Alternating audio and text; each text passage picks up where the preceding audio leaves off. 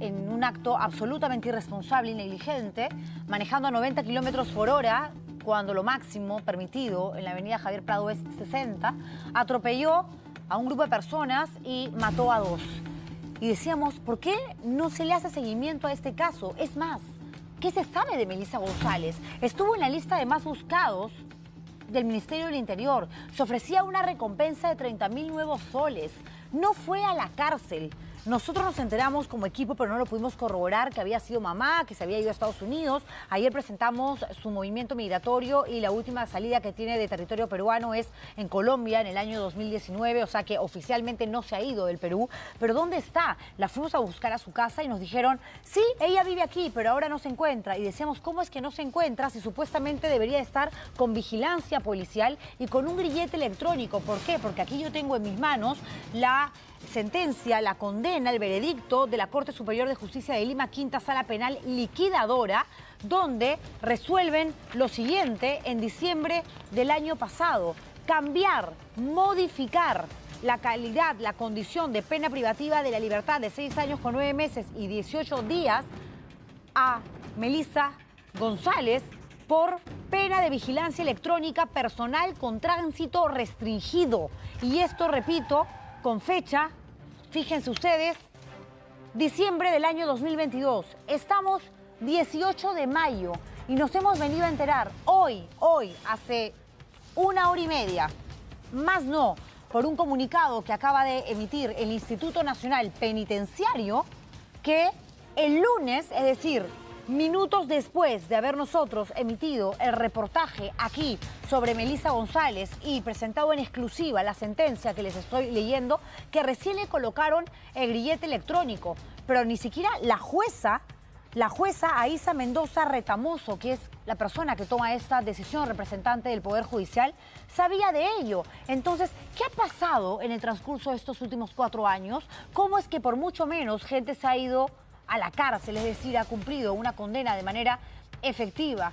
Y en este caso tan particular, donde además hemos visto a deudos, a familiares llorando, pidiendo justicia para ese hermano, para ese hijo, a esta mujer le levantan la orden de captura como para que haga lo que se le da la gana y luego le cambian la prisión efectiva por vigilancia electrónica, que tampoco se dio durante todo este tiempo. Si no hubiéramos sacado nosotros el reportaje el lunes, a ella no le colocaban el grillete. Si es que, porque yo tengo serias dudas y lamento decirlo, pero me parece rarísimo que de pronto hoy el INPE, cuando ya nos habían confirmado que no tenían el documento oficial con las firmas del Poder Judicial para colocar este grillete que permite seguir a la persona que tiene que cumplir desde su casa, pero finalmente una condena, una sentencia, ahora ya tienen todos los papeles en orden de la noche a la mañana y le ponen el grillete a los 10 minutos de nosotros presentar nuestro reportaje de investigación. Es realmente increíble, pero no somos abogados, yo no soy abogada penalista, pero sí voy a conversar con 2 especialistas en la materia. Andy Carrión está con nosotros, él es abogado y ha tenido la amabilidad de acompañarnos para hacer un análisis en función a lo que ha pasado a la sentencia, pero sobre todo a los argumentos de la jueza cuando habla con Alonso Ramos, porque ojo, Alonso Ramos la llama por teléfono y le dice: hola, soy periodista del programa de Juliana Oxenford, ATV Noticias al estilo Juliana, y empiezan a conversar. Ella sabía perfectamente que estaba concediendo una entrevista a través de la línea telefónica, pero finalmente hubo una entrevista. Y una de las cosas que ella dice es que no es una prófuga de la justicia, que Melissa González no es una prófuga de la justicia. Allá, y ahí está el documento del Ministerio del Interior pidiendo 30.000 soles para aquella persona que pueda ayudar a dar con su paradero. Escuchemos parte de esto. A ver, señor, también ahí hay un error. No he estado prófuga. No he estado prófuga. La señora ha estado con mandato, se varió. En primer lugar, se produjo el accidente de tránsito y la señora se quedó y se presentó para la audiencia de prisión preventiva. ¿Correcto? Correcto. Se le impuso la medida de prisión preventiva. Esa medida de prisión preventiva fue revocada y estuvo con mandato de comparecencia. Ya, pero con restricciones. No simplemente un mandato de comparecencia simple, sino con restricciones. Ya, pero después vino la condena de 6 años. Y luego viene la condena, y usted seguramente tiene conocimiento, ¿no?, que ahora es muy recurrente que los procesados esperen que la decisión que les desfavorece se confirme en segunda instancia. Entonces, ella sí, efectivamente, no se presentó para el acto de lectura de sentencia, pero durante todo el tiempo anterior a eso, ella ha estado cumpliendo reglas de conducta. A ver, lo cierto es que estuvo en un momento prófuga de la justicia. El Ministerio del Interior mandó una alarma diciendo, por favor, señores, esta mujer pasa a la lista de los más buscados. Aquella persona, aquel que pueda darnos información sobre su paradero, recibirá a cambio una recompensa de 30.000 nuevos soles. Además, no estuvo en la lectura de la sentencia. Le pregunto yo al especialista, por supuesto, al doctor Carrión, estos no deberían de ser agravantes, estos no deberían de ser elementos lo suficientemente contundentes para que esta mujer cumpla una pena efectiva, es decir, en cárcel, y no variar a la figura de vigilancia electrónica cuando ni siquiera le han colocado un grillete y nadie la ha estado vigilando durante por lo menos 6 meses. Doctor, buenas noches. Muy buenas noches, Juliana, gracias por la invitación. En efecto, tal como tú acabas de señalar, aquí han habido una serie de irregularidades, ¿no? Pero también hay que diferenciar cuáles son los procesos, porque la comparecencia con restricciones, de la cual menciona la jueza, es una medida que intenta, digamos, apaciguar el tema del peligro de fuga, ¿no? Digamos, son medidas concretas que ha tomado en su oportunidad el juzgado para que ella se someta a la investigación. Pero distinto es el caso cuando ya se tiene de por medio una sentencia condenatoria en primera instancia, que en este caso fue la de 6 años. Y 9 meses. Y 9 meses. Y en este caso ella debió de cumplir, cuando se emite una sentencia en primera instancia, inmediatamente la sanción impuesta.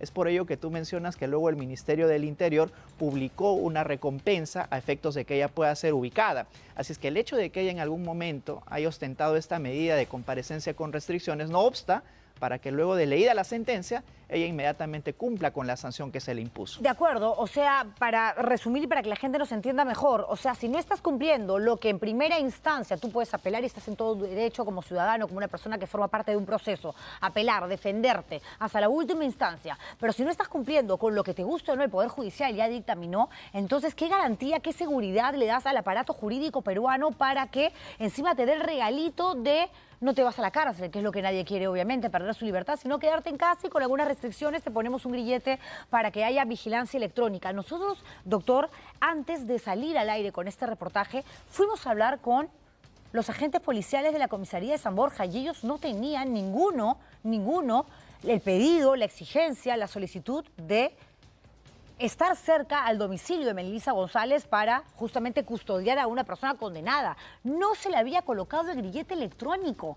Y la respuesta que nos dieron en el INPE, que no voy a revelar nuestras fuentes, evidentemente, era que el documento que emite el Poder Judicial y que le envía a INPE para que coloquen efectivamente el grillete, no contaba con las firmas correspondientes. Era un papel prácticamente nulo. Sacamos el reportaje el lunes y hoy nos venimos a enterar a través de este comunicado que ha sido tuiteado hace menos de 2 horas, Lima, 18 de mayo, que con fecha 16 de mayo, es decir, el lunes, la Quinta Sala Penal Liquidadora de la Corte Superior, en el caso de la sentenciada Melissa Giovanna González por el delito contra la vida, en fin, que había revocado la pena privativa de la libertad de 6 años con 9 meses, ese mismo día variándola por vigilancia electrónica, ese mismo día a las 9, el INPE ejecutó la instalación del dispositivo en el domicilio acreditado con tránsito restringido. Es preciso informar que la colocación de dicho dispositivo involucra que se imparta al usuario una charla de inducción sobre el buen uso del mismo, así como las precisiones de las reglas de conducta, con fecha 16 de mayo del 2023. Hay algo importante que tú acabas de mencionar al leer ese documento, Juliana, y son las reglas de conducta. La imposición de una pena, que es la vigilancia electrónica, tampoco es automática. Esa tiene determinados presupuestos. El juez tiene que evaluar las condiciones sociales, personales, laborales, y luego de ello algunas otras condiciones que han sido citadas en esta resolución en segunda instancia, como por ejemplo el estado en el que se encontraba. Así es. Así es que las condiciones sociales implican, por ejemplo, que uno demuestre cierto comportamiento de sujetarse a la justicia. Y la pregunta es, ¿cómo los jueces han podido imponer en este caso la vigilancia electrónica si de por sí esta medida intenta asegurar que la persona que es condenada se someta al cumplimiento efectivo de la pena? Porque además ni siquiera estuvo en la lectura de sentencia. Quiero que me acompañe a escuchar este segundo extracto de la conversación telefónica que sostuvo ayer la jueza, que es la encargada de redactar justamente y firmar este documento que es la condena del 13 de diciembre del 2022, cuando se le pregunta por el cambio de prisión efectiva a vigilancia electrónica, y esto es lo que ella manifiesta. Pero entonces, ¿por qué el No, Ministerio del Interior la incluyó en el sistema de recompensas? justamente porque no se presentó al acto de lectura de sentencias. Ese es el tema. Ya, pero usted no lo toma eso como un agravante durante su o el policía no lo Porque toma porque le estoy explicando. Por ejemplo, el nuevo código, seguramente usted es periodista y está bastante enterado. O sea, cuando un procesado le imponen una pena privativa de libertad, puede solicitar que esa pena no se cumpla hasta que el órgano jurisdiccional que va a revisar la decisión confirme. Eso es lo que ha ocurrido. Los criterios para determinar la pena están en el Código Penal y lo que usted está alegando no lo está. Se toman otras condiciones. Primero, en primer lugar, se hace una afirmación o se da a entender de que nosotros hubiésemos rebajado la pena. No se ha rebajado la pena, se ha incrementado la pena.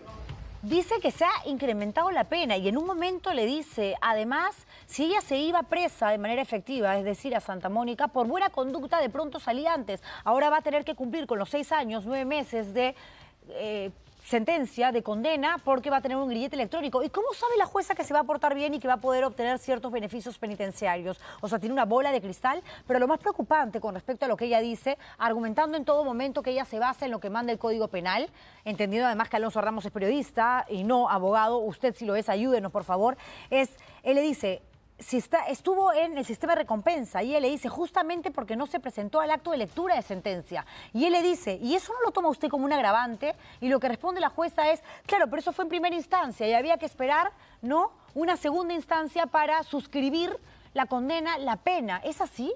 El código lo que sostiene, Juliana, es de que cuando se emite una sentencia condenatoria efectiva en primera instancia, esta que tiene que ser de cumplimiento inmediato. Es decir, ella debió ir presa ni bien se leyó Apelas la en el condena camino. en primera instancia. Y ese es el motivo por el cual también tú mencionaste que la policía y el Ministerio del Interior posteriormente ofrecieron una recompensa para su captura, precisamente para que cumpla la pena que se le impuso en una primera instancia. Y no es cierto de que la regla sea de que se espere todavía una segunda instancia a efectos de que se confirme o se revoque esta decisión. Más bien la excepción a toda regla es de que se espere a una segunda instancia. Y ello tiene que ser naturalmente evaluado por los jueces en su oportunidad. Pero en este caso en específico, Juliana, vemos de que estas consideraciones de sometimiento al cumplimiento de la pena son necesariamente condiciones sociales, laborales, de arraigo, que son necesariamente tomadas en cuenta para la imposición de una pena de vigilancia electrónica. Y eso no lo digo yo, lo dice expresamente el Código Penal en el apartado precisamente donde señala cuáles son los presupuestos para la imposición de la pena por vigilancia electrónica. Por más razón, si ella no aparecía, si ella no estuvo en la lectura de sentencia en primera instancia, si ella además estuvo en la lista de los más buscados, ¿cómo es que no la mandas, ¿no?, de frente a la cárcel y más bien revocas una orden de captura, una orden de detención, permitiéndole que haga lo que le dé la gana, que no cumpla con la autoridad, que no cumpla con lo que manda la ley, y encima la premias con un grillete en vez de mandarla de frente a una cárcel? Y también hay un tema contradictorio en la propia medición de pena, porque en primera instancia se le impuso los 6 años de pena privativa de libertad efectiva. Sí. Y es cierto, lo que dice la jueza es de que en segunda instancia esta pena fue incrementada y se le impuso 6 años y 9 meses de prisión. Pero resulta contradictorio porque se le incrementa la pena, pero a su vez también se le beneficia con la imposición de la vigilancia electrónica. Claro, porque no es lo mismo electrónica. 6 años con pena efectiva de la libertad, es decir, tras las rejas, que 6 años, 9 meses u 8 con un grillete electrónico. Y además se debe de comentar otro tema muy importante, Juliana, y es que ella ha sido condenada por 2 delitos. No ha sido solamente condenada por el delito de homicidio culposo agravado, sino también por el delito de lesiones graves culposas, con lo cual implica que en este caso los jueces han sido especialmente concesivos al absorber, digamos, el delito de lesiones graves culposas con el de homicidio culposo agravado, con lo cual si es que se ha subsumido, se ha absorbido el otro delito, debió de aplicarse la mayor sanción que va hasta los 8 años de pena privativa de libertad. Ah, mire, eso no lo sabíamos, pero qué importante, ¿no? Porque además tengo la impresión de que en este otro extracto de la comunicación, del diálogo entre Alonso Ramos y la jueza Aísa Mendoza Retamoso, de la Quinta Sala Penal Liquidadora de la Corte Superior de Lima, ella habla acerca de las transacciones extrajudiciales, es decir, del dinero que Melissa González le dio a aquellos que resultaron heridos y a los deudos de uno de los muertos para lograr pues cierto acuerdo. Los que no aceptaron ningún tipo de transacción, de comunicación, de conversación, de sentarse a la mesa entre abogados y nada, fueron justamente los familiares de Joseph Giancarlo Huachayo Tenorio, que son los protagonistas del reportaje que nosotros presentamos el lunes. Yo pregunto, y le voy a pedir que me responda luego de escuchar a la jueza, más allá de los convenios extrajudiciales, más allá de las reparaciones, que es ya cuando dictamine el Poder Judicial cuánta plata tienes que dar para reparar, para indemnizar. ¿Esto qué tiene que ver con la condena? ¿Esto qué tiene que ver con la sentencia en sí? Escuchemos a la jueza, que prácticamente ya la convierte en un ángel a Melissa González. Miren ustedes qué buena gente es. Parece la abogada defensora de la condenada. Escuchemos. Por el hecho de que se considere un atenuante que se haya llegado a unas transacciones extrajudiciales, ¿no es una ventaja para la gente que tiene dinero? No se ha considerado absolutamente para nada que exista este acuerdo extrajudicial como un atenuante. No es un atenuante, señor. Este es un tema ya en la reparación civil. Lo que se valora es la conducta, la voluntad de resarcir, eso sí. Pero eso sí. El tema de Por eso, la voluntad de resarcir, sí. De las transacciones extrajudiciales. Por supuesto, la voluntad de resarcir. Y eso no significa necesariamente que tenga un acuerdo económico. Es distinto. Ya, pero no, o sea, las personas que tienen medios económicos también podrían tener la voluntad de resarcir y hacer actos que reflejen esa voluntad de resarcir. Entonces, no se trata de privilegiar personas con dinero, no se trata de eso. Por favor, el trato que el Poder Judicial le da a los procesados es igual para todos.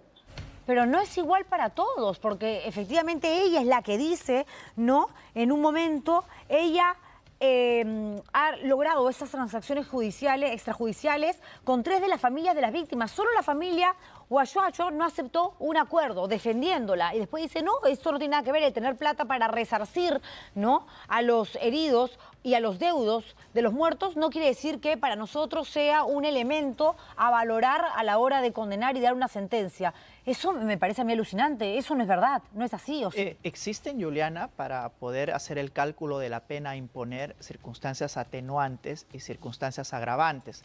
En ocasiones, la voluntad de resarcir el daño ocasionado es tomado en cuenta por los jueces para poder realizar una correcta medición de la pena. Es por ello que resulta contradictorio lo que señala la jueza en esta entrevista que acabas de transmitir, en el sentido de que eso no ha sido tomado en cuenta, señala. Ajá. Pero la voluntad de resarcimiento a través de esta conciliación extrajudicial ha sido tomada en cuenta en la sentencia. No, además, eso sí se toma en cuenta, pero no se valora el hecho de que estuvo prófuga, que estuvo en la lista de los más buscados, entonces, que es una persona que no participó en la lectura de la sentencia. Eso sí no, pero que arregló con dinero, logró un convenio extrajudicial con, que no lo, yo critico, cada uno, digamos, decide cómo llevar a cabo un proceso tan difícil como es la pérdida de un ser humano, de un familiar, o resultar herido tras un accidente tan grave como este que se suscitó hace 4 años. Pero la jueza le da peso, digamos, al buen comportamiento, por decirlo de alguna manera, en esa ocasión puntual de Melissa González, y en todo lo demás, cuando estuvo escondida, cuando nadie la encontraba, cuando se ofrecían 30.000 soles por su paradero, eso sí no. Es que aquí se tiene que hacer una valoración global, ¿no? No solamente aquellos elementos que puedan favorecerla, sino también cuál y de qué forma ella afrontó el proceso. Y ese es un punto importante. Si bien es cierto que para la medición de pena se ha tomado en cuenta la voluntad de resarcir el daño, pero también ahí se debió de haber señalado que una de las personas, uno de los deudos, los familiares de uno de los deudos, nunca llegaron a un acuerdo, a pesar de la propuesta que realizó la madre de la autora del delito. Así es que al no haber llegado a un acuerdo, tampoco se puede englobar el hecho de que en efecto había mostrado una voluntad de resarcir el daño de todo el daño causado. Así es que ese es un elemento que también tiene que tomarse en cuenta. Pero hay otra cosa también importante, Juliana, y es el hecho de que aquí solamente se ha interpretado todos los elementos favorecedores, no solamente en la medición de la pena, sino además en la imposición de la vigilancia electrónica, porque como señalé hace un momento, el hecho de no haber estado presente, de no haberse sometido al cumplimiento de la sentencia emitida en una primera instancia, ya debió de haber sido un elemento determinante a la hora de rechazar la imposición de una vigilancia electrónica, cosa que aquí no ha sucedido. Además, voluntad, ¿no?, de resarcir. Y la gente pobre que también tiene voluntad de resarcir, pero no tiene la plata, entonces para ellos ese elemento nunca va a existir para recibir una condena menor a la que les corresponde. Es increíble.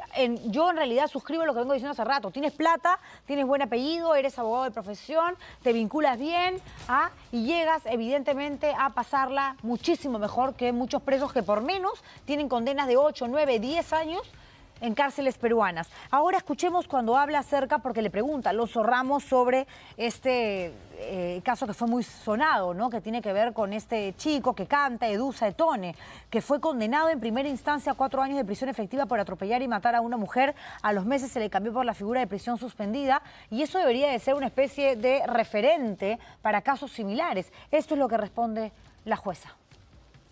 No, doctora, ¿por qué esta falta de predictibilidad en los fallos del Poder Judicial? Porque, por ejemplo, en el caso del ex conductor televisivo Edu Saetone, a ese le condenó a 4 años de prisión por homicidio culposo. No, no se le ha impuesto la vigilancia electrónica. Bueno, yo no he participado de esa sentencia. Yo no podría responder por actos ajenos. No, claro, pero yo me refiero a por qué en situaciones similares hay fallos distintos en el Poder Judicial, independientemente de la sala, ¿no? No le podría responder porque yo no sé cuál es la situación de la persona por la cual usted me pregunta. No sé las condiciones o la conducta procesal, no sé los antecedentes del señor, no sé cómo se produjo el evento, no sé si estaba en estado de ebriedad o no lo estaba. O sea, hay muchos factores que los jueces toman en cuenta. Y de otro lado, para la determinación de la pena, un juez no procede a su libre arbitrio. Está establecido los parámetros en el código de manera reglada. La determinación de la pena no es un acto que a uno se le ocurre poner simplemente porque se le ocurre, sino que está establecido los parámetros. Entonces no se puede decir de manera tan arbitraria, digamos, endilgar que hemos impuesto una pena porque simplemente se nos ocurrió o porque quisimos favorecer a una persona. No, doctora.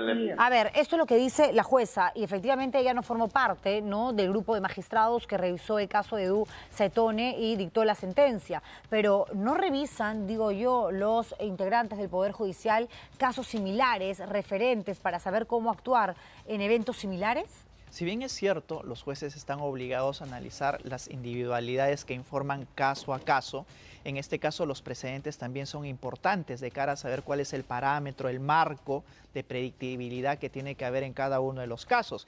Y aquí vemos el parámetro distinto que se ha manejado, ¿no? En un caso vemos los 4 años de prisión efectiva, y en otro lado vemos los 6 años, 9 meses de vigilancia electrónica. Así es. Y ello es un parámetro que naturalmente dentro de la población advertirá que no existen reglas claras, al menos proporcionales, a efectos de medir qué sucede si es que negligentemente una persona atropella a otra y de esa manera le da muerte. ¿Y qué pasa cuando hay esta, digamos, revocatoria de condena de 13 de diciembre del 2022, donde dice revocaron la referida sentencia en los extremos que impuso a Melissa Joana González Gagliuffi, 6 años de pena privativa efectiva por los referidos delitos? Le imponen esta pena, lo convirtieron a 6 años con 9 meses de pena de vigilancia electrónica personal con tránsito restringido, es decir, con fecha 13 de diciembre del 2022, diciembre, enero, febrero, marzo, abril, mayo, han pasado 5 meses y recién INPE dice que con fecha 16 de mayo, después de nuestro reportaje, la quinta sala penal liquidadora, ¿no?, varía la condición de Joana González a vigilancia electrónica personal por el mismo periodo. Ese mismo día, o sea, 16 de mayo, este lunes, desde ayer, el INPE ejecutó la instalación del dispositivo. Y durante esos 5 meses y un poco más, ¿qué pasó? ¿Dónde estuvo Melissa González? Simplemente no hubo cumplimiento de pena de vigilancia electrónica. Entonces, con más razón, ¿cómo te voy a poner un grillete si durante 5 meses, pese a que tú, obviamente, sabes perfectamente que ya no te vas a ir a la cárcel, pero que va a haber una vigilancia electrónica y custodia en la puerta de tu casa policial, ahora sí te vas a la cárcel porque no has cumplido. Y de hecho, existe la posibilidad que de no cumplirse los presupuestos de la vigilancia electrónica, esta pueda ser revocada y se exige el cumplimiento efectivo. Sin embargo, vemos de que en este caso, con la preponderancia que ha actuado, digamos, proactivamente la sala en cuestión y que tú estás transmitiendo la opinión de la propia jueza, podría conllevar o hacer suponer de que esto, al menos en este caso, no va a suceder. Increíble realmente, porque hay demasiadas casualidades que todas, ¿no? Qué raro, ¿no? Qué extraño, benefician a Melissa González. Hay una última parte de la entrevista que no me alcanza el tiempo para poner, donde Alonso le pregunta a Isa Mendoza Retamoso, a esta jueza, ¿dónde está Melissa González? Porque la fuimos a buscar el lunes y nos dijeron, sí, acá vive, pero no está. Y no estaba, y tampoco tenía grillete, porque grillete se lo han puesto el lunes después de recibir la orden del Poder Judicial, que ha sido obviamente después de nuestro reportaje. Y la respuesta de la jueza es: yo no tengo por qué saber, a mí no me compete el cumplimiento de la pena. Entiendo que por la disposición ella está en su domicilio, tiene que estar en su domicilio. Es más, hoy día he visto lo que ustedes han propalado el día de ayer. Ella no sabía que no tenía grillete electrónico. Entonces, ¿por qué INPE desmiente a la jueza? INPE lo está diciendo con fecha 16 de mayo, la Quinta Sala Penal Liquidadora de la Corte Superior de Justicia notificó al Instituto Nacional Penitenciario que había revocado la pena privativa de la libertad. Bueno, eso es una de las irregularidades que también se da dentro del procedimiento del cumplimiento de esta pena, pero si uno quiere hablar también de datos estadísticos, Juliana, vemos de que el año pasado, por ejemplo, el 2022, dentro de un universo de 52.000 presos, solamente se han impuesto a 25 sí, la claro. pena de vigilancia Hay que electrónica. tener mucha suerte. Y ello implica, digamos, cuáles son los criterios específicos que se deben de manejar para que esos 25 sean favorecidos. No todos tienen la suerte de Melissa Joana González Gagliuffi, claramente. Muchísimas gracias, doctor, por haber estado con nosotros. Ha sido un placer tenerlo aquí en el programa.